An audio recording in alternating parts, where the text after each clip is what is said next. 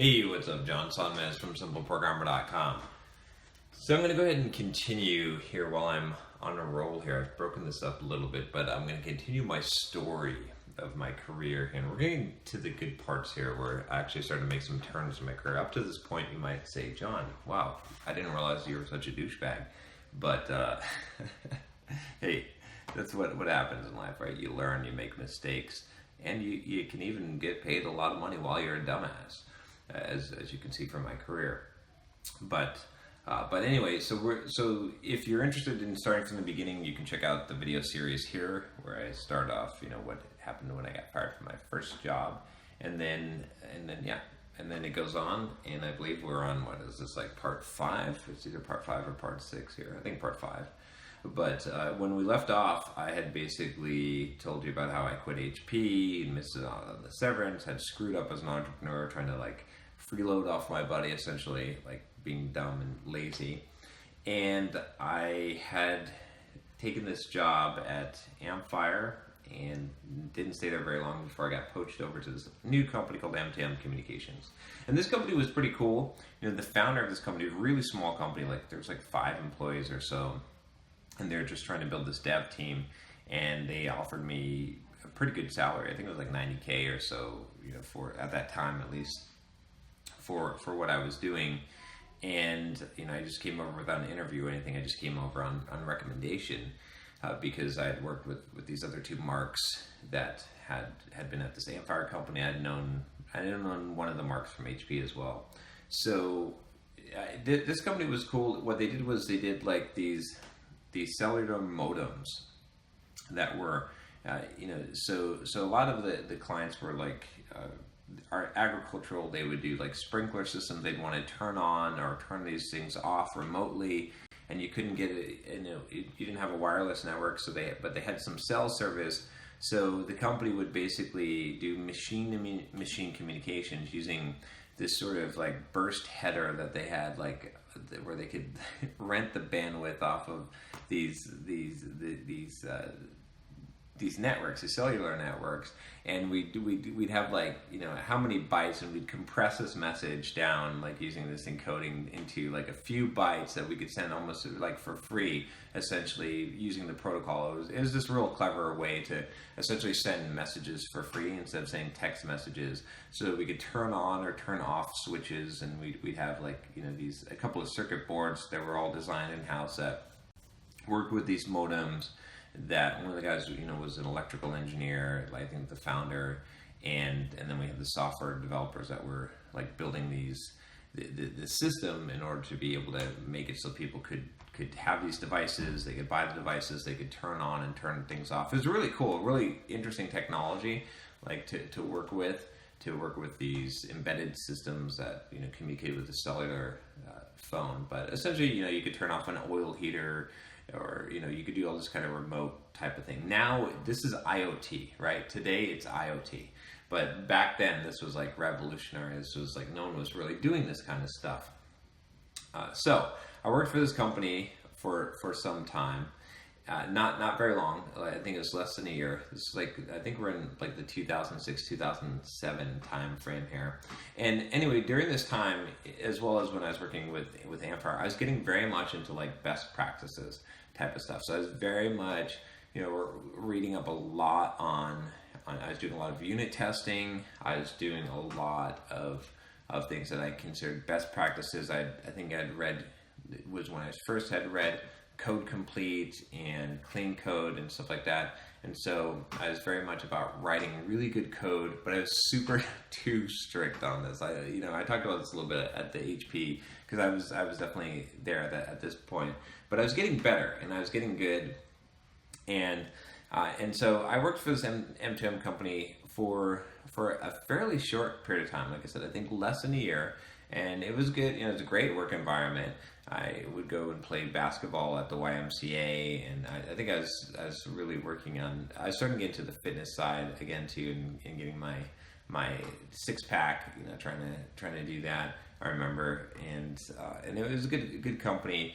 We worked really hard, and I was getting to do a lot more of building full applications. So this was sort of my first kind of experiences doing that, because there's a bunch of applications that needed to be ported over to .NET, and I was able to build those up and build some nice architectures, and it was fun, and I learned a lot.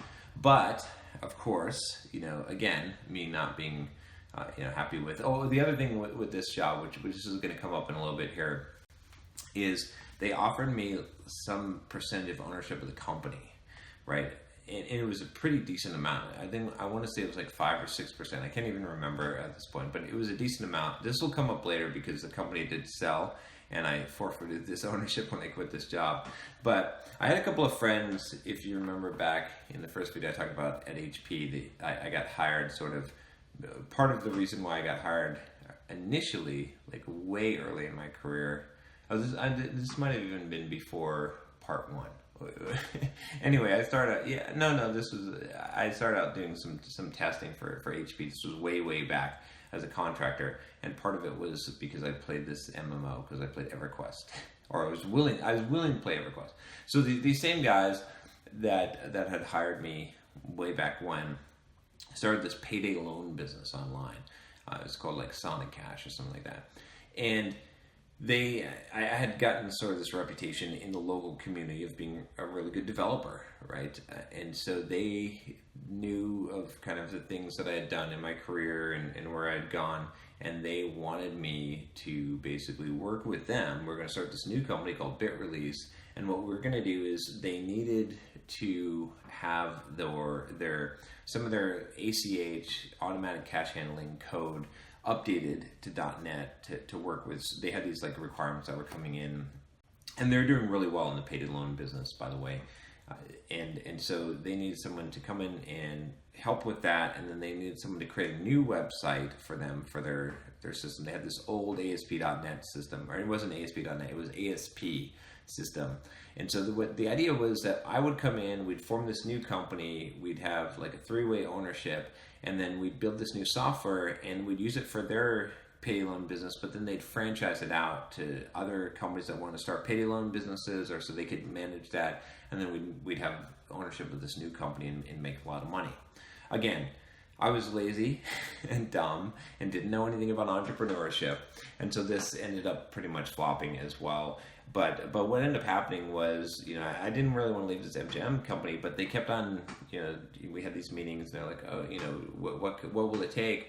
And basically I came down to this point where I was like, well, if you give me like the third ownership in this new company, and you're going to pay me $100,000 for the year salary, then I'll do this, which was ridiculous. I can't believe they even agreed to this, because essentially, like, I was taking no risk and they were paying me really a ridiculous salary for a startup company that small, where there wasn't much expected from me. So I was basically just going to build this software, and they're going to pay me to do this.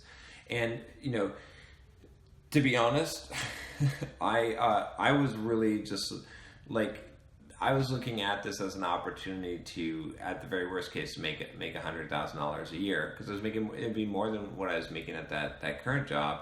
And again, I did not have the entrepreneurial mindset. So I ended up leaving this M2M company, forfeited those shares of the stock, which, a couple of years later, I found out that they sold the company for like something like $20 million. And my shares of that company would have been worth, pretty close to $1 million. I think it was. There was a buddy of mine that was still working there, and he got a nice big check from that. So, but anyway, so what happened with BitRelase? So again, I was still immature and still not really that smart. I still thought like my technical aptitude was what was the most important thing in life and career. And this is why I tell you guys why it's so important to learn the soft skills, and that these are the things that really matter in your career. So even though I had all these opportunities, right, I sort of screwed them all up, because this was another opportunity where I could have done really, really well, but I screwed this up really badly. So, and again, part of it too was I didn't have any risk. I didn't have any skin in the game. I was just like going to get paid like a 6-figure salary, right? So anyway, so what ended up happening was technically I was good, right? I took their ACH system and I built this whole nice robust system, rewrote the whole thing, and I did it quickly, and it worked, and we integrated it, and they were super happy about that because they could meet the interstate compliance stuff that they had before.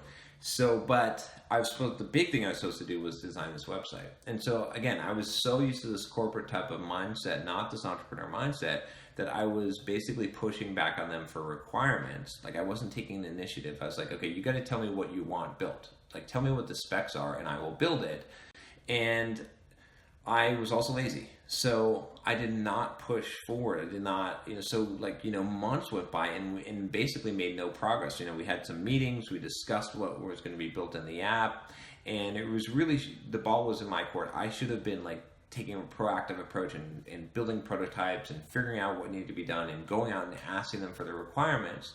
And, they were busy and stuff too, but I kind of, let the ball be in their court, saying, well, I'm getting paid, so and I goofed off, played video games during the day.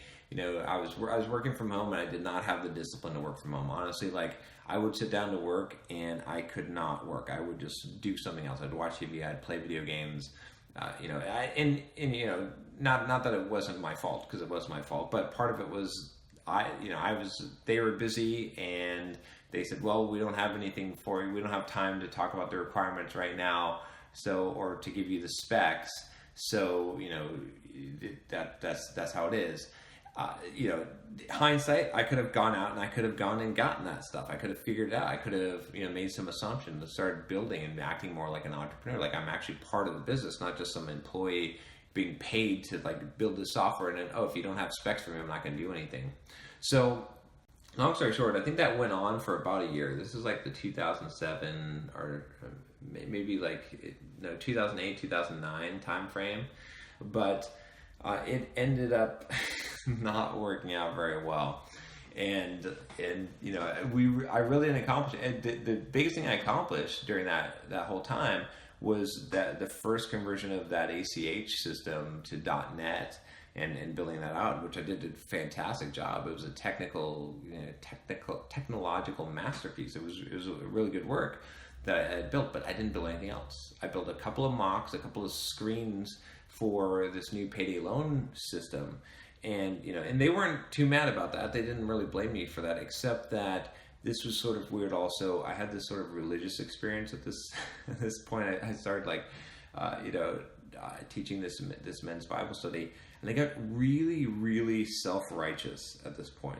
It was just not, and again, a lot of things I'm not proud of, but I would start preaching to them.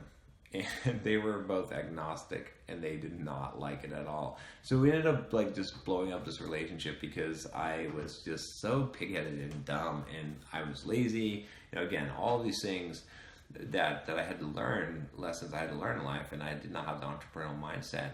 And so that whole thing ended up just we dissolved the company essentially, and they finished paying me out the $100K that they owed me, and I was on my own to look for a new job. And so I think I'm going to leave off here on this episode, and then the next episode I'm going to tell you about the new job that I got, which was a contract, this is where my career in life started to change. Was this particular job that I got, this contract was where I started the blog. It's where Simple Programmer started. It's where I really developed a work ethic and started to figure things out, and things started to take off and change from there. So let me know if you're interested in hearing that part. That'll be, I guess, part 6 here. And yeah, so that's where we're at. I'll talk to you next time. Take care.